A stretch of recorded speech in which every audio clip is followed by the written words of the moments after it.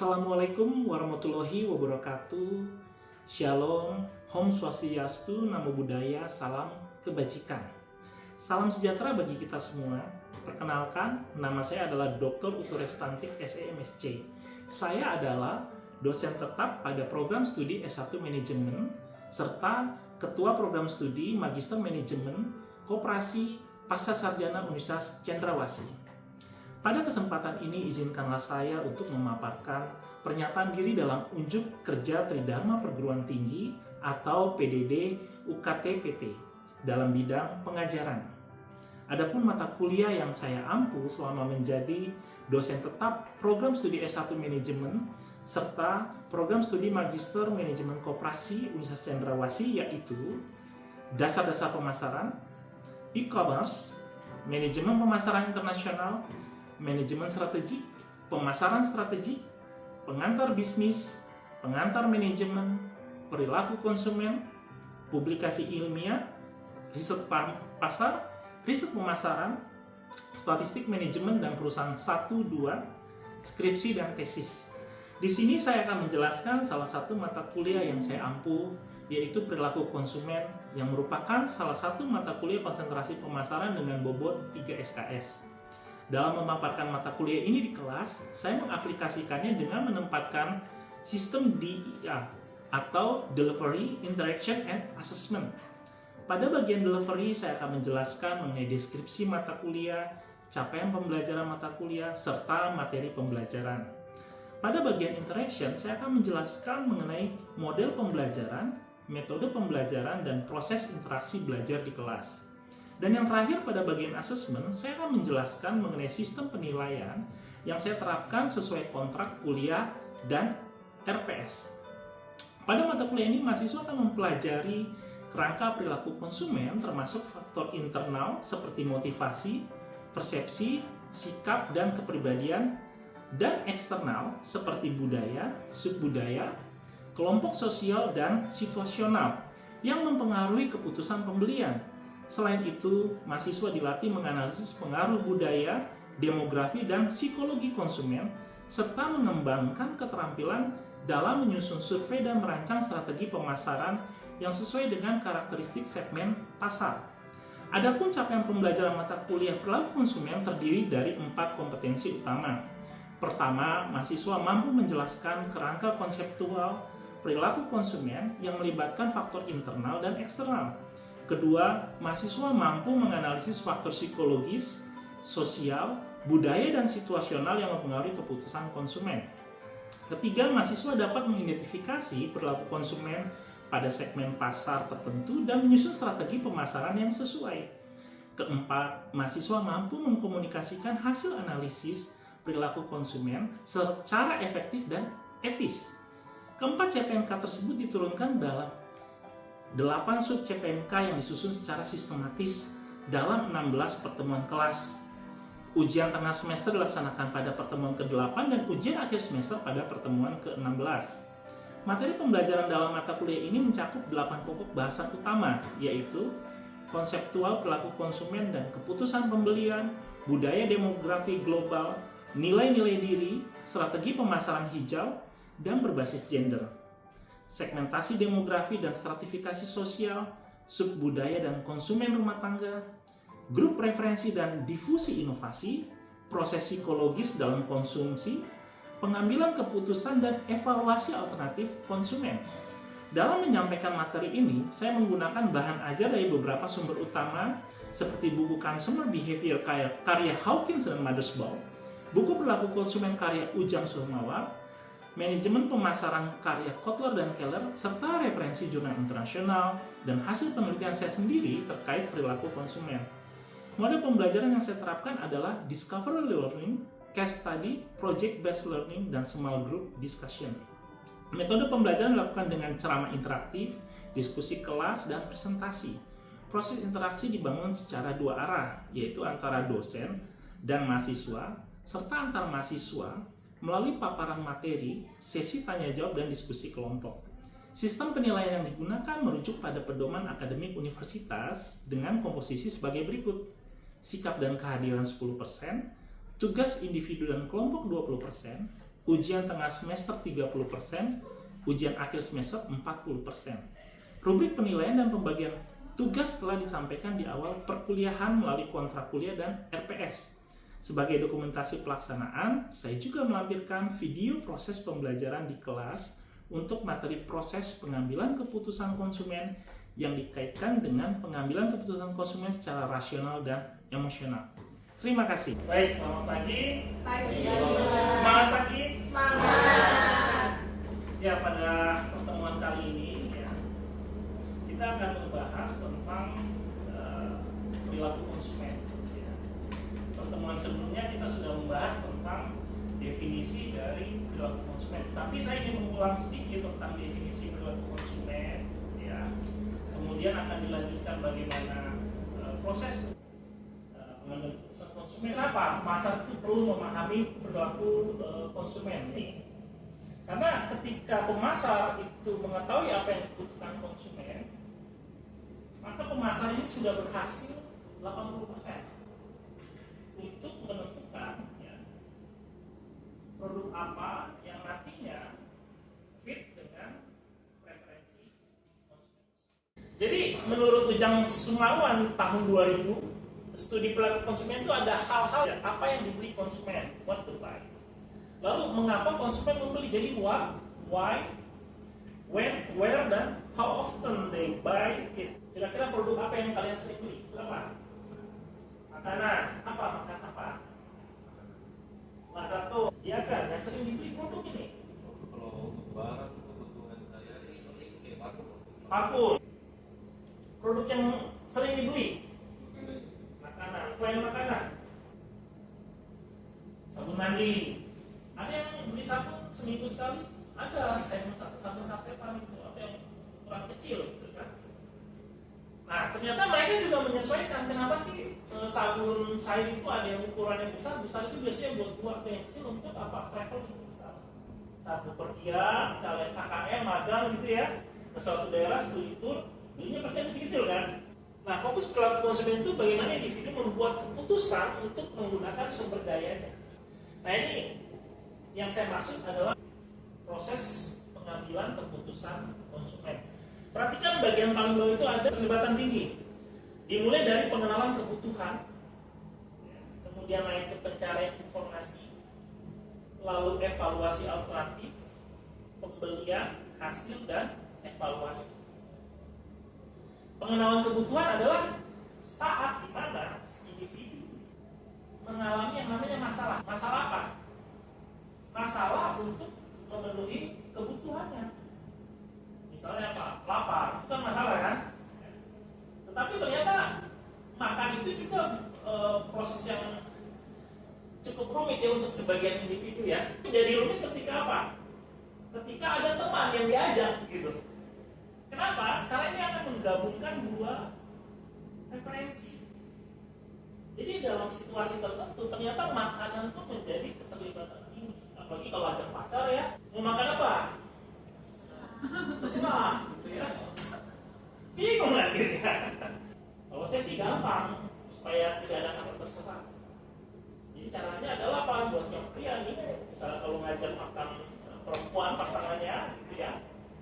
Jadi saat mau jalan bilang begini, coba tebak dalam pikiran saya kita mau makan apa, gitu kan? Nanti si perempuan bilang, mau makan mie ayam ya? Oh, kita pura-pura kaget aja. Bagaimana kau tahu? Gitu. Kau tahu bisa mau makan mie ayam? Lalu kemudian dicarilah informasi ini. Kita mencari kan, ingin beli sebuah handphone karena harganya agak mahal gitu ya. Ini melibatkan namanya proses apa? Rasional. Kan?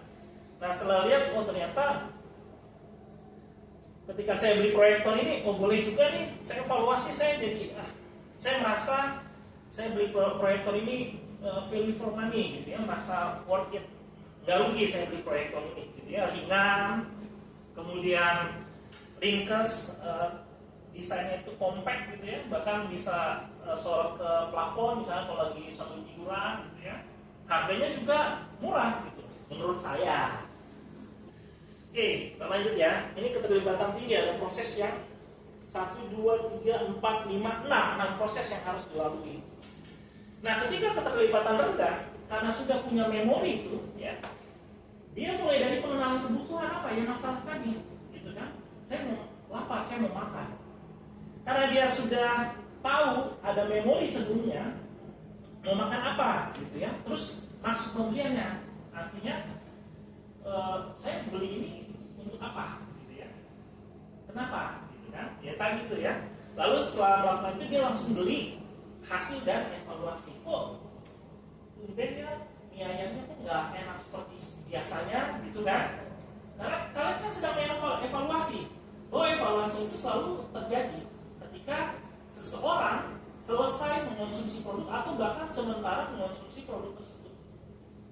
Produk itu barang dan jasa ya.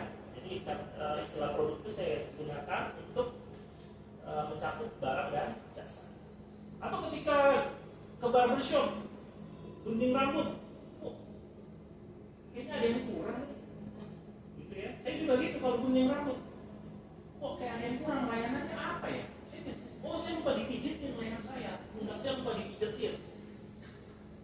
Jadi saya ketika memilih barbershop, ada 4-5 barbershop yang sudah saya kunjungi di Jayapura, ya kan? Saya sudah tahu, ternyata hanya barbershop di Mas Bro itu yang di Entrop yang ada plus pijetnya, gitu kan? Karena kan harus digunting, lehernya capek, harus diem, gitu ya, harus tegak, gitu ya. Akhirnya dia pijetin, makanya saya suka balik ke Mas Bro itu, gitu kan? Bahkan saya rela memberikan tips 50.000, bahkan 100. Saya lihat pijetannya lama nggak? Kalau lama saya kasih 100.000. Kalau cuma sebentar, 30.000 aja, 50.000 aja. Nanti berikutnya mereka juga udah tahu gitu. Wah, ini bapak ini yang datang nih, kita harus servisnya bagus nih. Ya. Nah, ini untuk keterlibatan rendah ya, prosesnya tidak sekompleks keterlibatan tinggi. Nah, apa sih keterlibatan pembelian yang rendah? Ketika konsumen tidak mempertimbangkan kepentingan produk dalam sistem beliefnya, keyakinannya, dan tidak begitu memperhatikan identifikasi suatu produk. Beli gula lihat merek nggak? Beli gula lihat merek nggak? Nggak terlalu kan? Karena gula itu sama aja sebenarnya, nggak ada bedanya. Cuma repacking ulang, mereknya dibuat banyak supaya terkesan ada pilihan, kan gula sama saja. Itu ya. Lalu kemudian pemasar mencoba menciptakan apa? Keterlibatan itu dengan produknya. Karena dia tahu ini keterlibatannya rendah, pemasar coba diciptakan keterlibatan. Kenapa sih keterlibatan itu penting, gitu ya? Karena keterlibatan konsumen akan membawa konsumen itu cenderung setia pada suatu merek dan mencegah konsumen mencari produk saingan.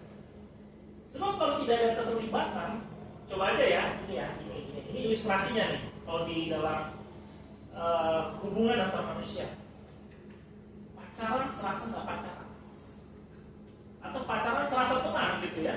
Dalam arti keterlibatan rendah itu nggak pernah di WA-in, gitu ya, jarang dapat pesan WA, gitu ya. Kan artinya keterlibatan dalam konteks ini adalah pasti kita perempuan yang pakai skincare, gitu ya, punya ini komunitas skincare-nya, fanpage-nya,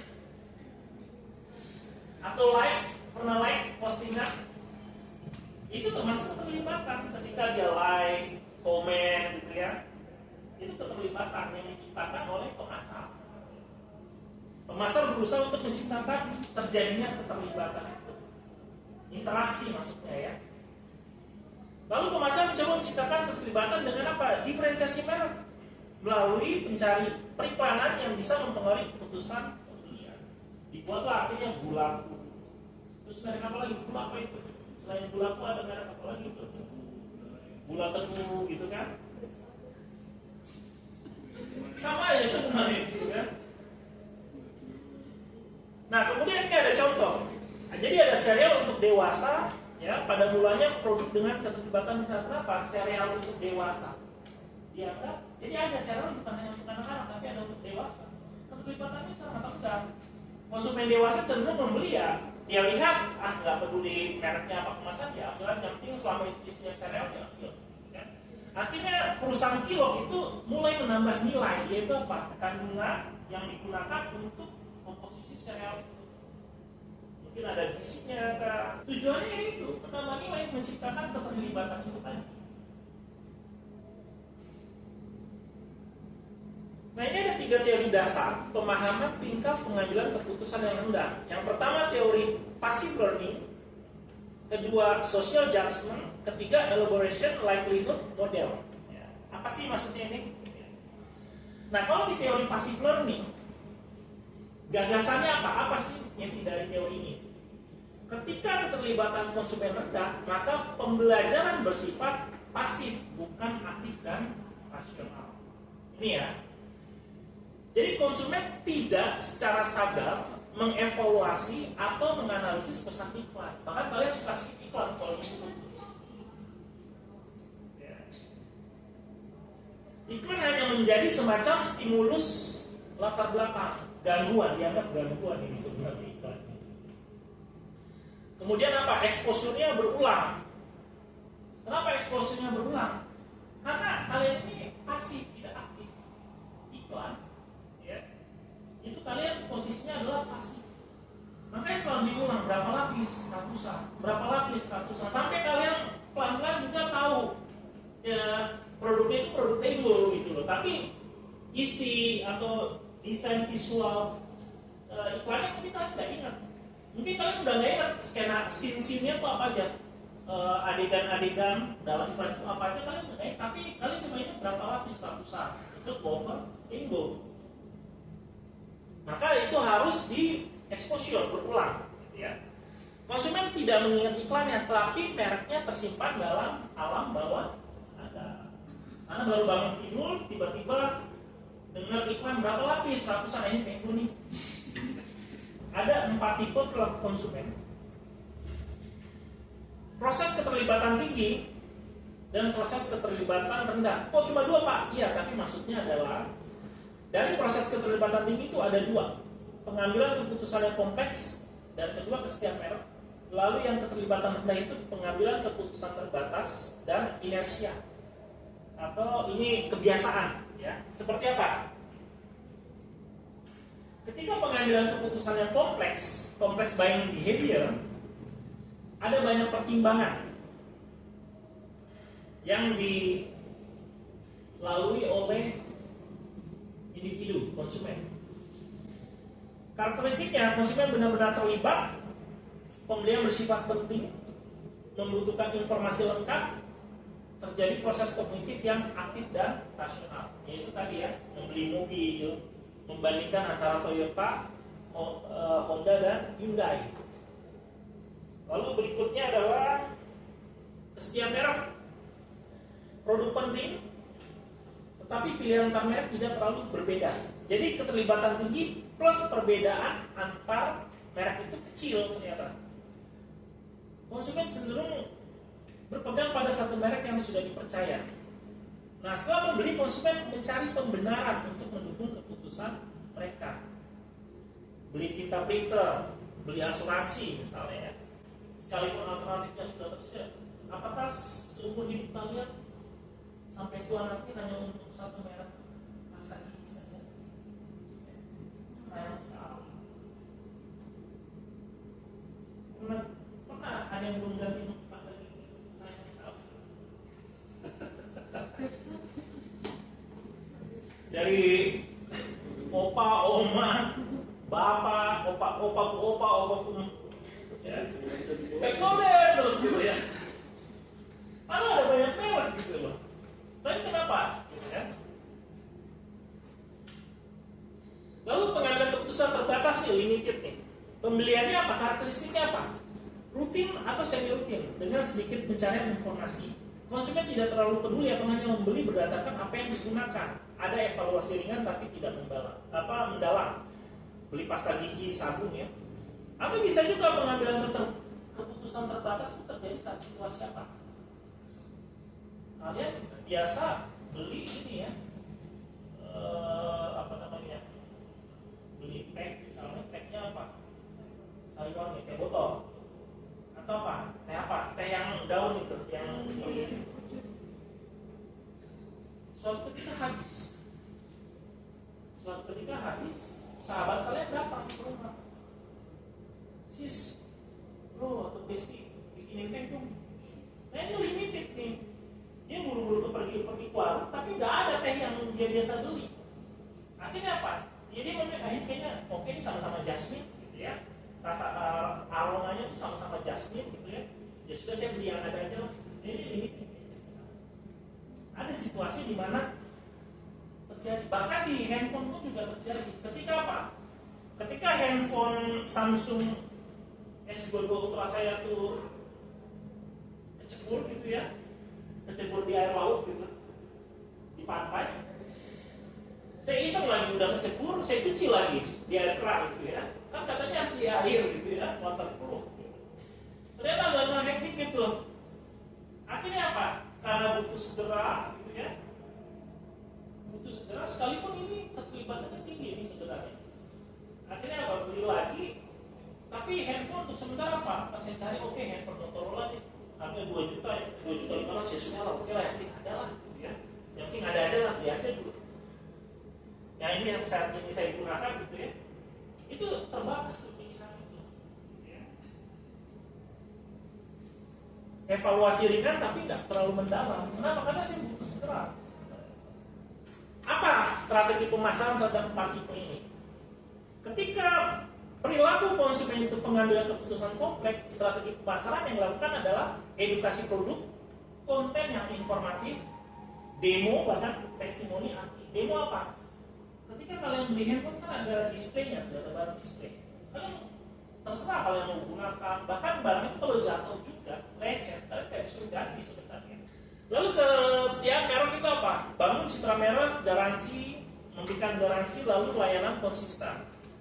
Nah, keputusan terbatas itu promosi, diskon, bahkan visibility yang tinggi di rak toko untuk yang keputusannya terbatas.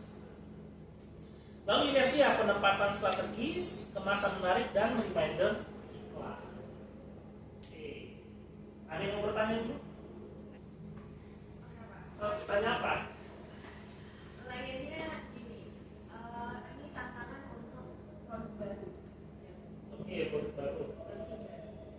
Dan dia sebenarnya paham mengenai adanya keterlibatan, tapi bingung nih untuk menciptakan keterlibatan seperti apa karena dia produk baru. Jadi kayak untuk diferensiasinya udah terus apa lagi tadi kayak dia udah tahu ini masalahnya sebenarnya, tapi menciptakan keterlibatan itu seperti apa? Oke. Tentu kalau ketika produk baru kan dia ada di tahapan promosi sebenarnya. Yang harus dilakukan adalah pertama promosi kan. Dia harus mengenalkan bahwa ada loh produk kami mereknya A gitu kan. Promosi itu kan macam-macam. Ada personal selling, ada hubungan masyarakat misalnya. Lalu ada promosi penjualan, ada iklan kan. Nah maka dari iklan, oke kita gunakan endorser siapa nih yang sedang dikagumi target pasar kita. Jadi produk itu juga kita tujukan untuk siapa. Makanya melakukan STP itu segmentasi, targeting gitu ya. Ketika kita sudah tahu produknya untuk siapa, maka kita dalam iklannya itu mencari mungkin endorser atau selebritas gitu ya, atau membuat iklan yang kreatif yang membuat orang akhirnya sadar bahwa produk itu ada. Sehingga ketika dia udah tahu ada kan tahapannya Pak awareness dulu. Dia harus sadar dulu bahwa ini ada nih produk ini. Terus kita berusaha apa? Mendapatkan perhatiannya kan? Dengan cara apa? Membuat produk itu menarik. Produk ini cukup menarik nggak sih? Attract-nya gitu ya? Atraktif nggak sih? Itu yang menggunakan 5A tuh sebenarnya, ya kan? Jadi kira-kira seperti itu. Tapi selanjutnya apa yang menjadi keberlanjutan aja nih? Berarti kan kalau keterlibatan satu produk sebaiknya berlanjut. Oh iya, bagaimana dia bisa mengadvokasi Jadi dibuat yang semacam homepage. Homepage itu apa? Untuk orang-orang yang menyukai komunitasnya, dibentuk komunitas. Advokasinya apa lagi? Bisa membuat program loyalty gitu kan? Oke? Cukup kalau gitu. Di kelas kita akhiri. Untuk pertemuan berikutnya, ya, pertemuan berikutnya kita akan mempelajari tentang teknik psikologi yang nanti akan digunakan. Ya, teknik psikologi yang umumnya digunakan oleh pemasar untuk menarik konsumen. Ya, di pertemuan selanjutnya, sesuai dengan RPS yang sudah saya bagikan. Ya, baik adik-adik, sebelum kita akhiri pertemuan hari ini, saya ingin menyampaikan satu tugas penting sebagai bagian dari asesmen kita minggu ini. Saya sudah siapkan sebuah studi kasus yang berkaitan dengan proses pengambilan keputusan konsumen sesuai dengan materi yang sudah kita bahas hari ini. Nah, studi kasus ini kalian baca dan analisis secara mandiri. Jadi tugas kalian adalah mengidentifikasi dan menjelaskan 5 tahapan dalam proses pengambilan keputusan konsumen berdasarkan kasus tersebut. Tunjukkan bagaimana masing-masing tahapan itu muncul dan dialami oleh tokoh atau subjek dalam kasus tersebut. Kalian juga bisa nih mengaitkannya dengan teori yang kita pelajari hari ini sebagai pendukung analisis. Nah, tugasnya dikerjakan secara individu ya, ditulis maksimal 3 halaman, ketik rapi, dan dikumpulkan dalam bentuk PDF paling lambat sehari sebelum pertemuan. Tugas ini akan saya nilai sebagai bagian dari penilaian formatif. Jadi pastikan kalian mengerjakannya dengan sungguh-sungguh. Jika ada hal yang belum dipahami, silakan diskusi di grup kelas atau tanyakan langsung ke saya. Oke, itu aja. Semangat mengerjakan dan selamat menganalisis. Oke, demikian. Oke, terima kasih untuk kita semua, gitu ya. Sehat selalu untuk kita semua. Jangan lupa bahagia. Oke, selamat siang. Siang.